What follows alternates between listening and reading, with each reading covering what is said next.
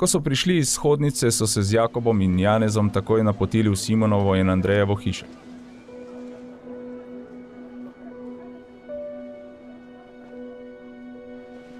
Simonova tašča je ležala, ker je bila vročična, in brž so mu povedali o njej.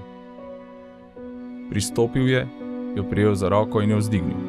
Vročica jo je pustila in ona jim je stregla.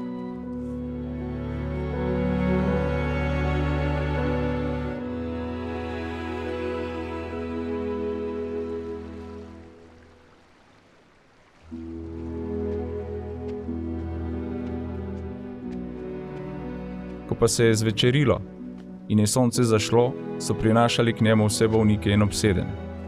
Vse mesto se je zbralo pred vrati in ozdravil je veliko bolnikov z različnimi boleznimi in izgnal veliko demonov, ki pa jim ni dovolil govoriti, ker so ga poznali.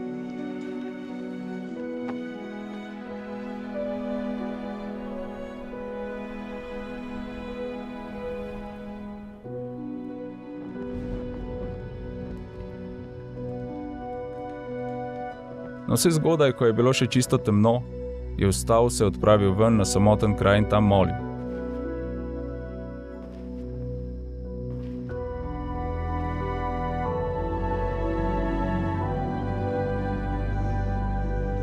Simon in njegovi tovariši so mu sledili. Ko so ga našli, so mu rekli: Vsi te iščejo. Rekel jim je: Pojdimo drugam, v bližnja naselja, da bom tudi tam oznanjal, kajti zato sem prišel. In prihajal je v njihove shodnice, oznanjal po vsej Galileji in izganjal demone.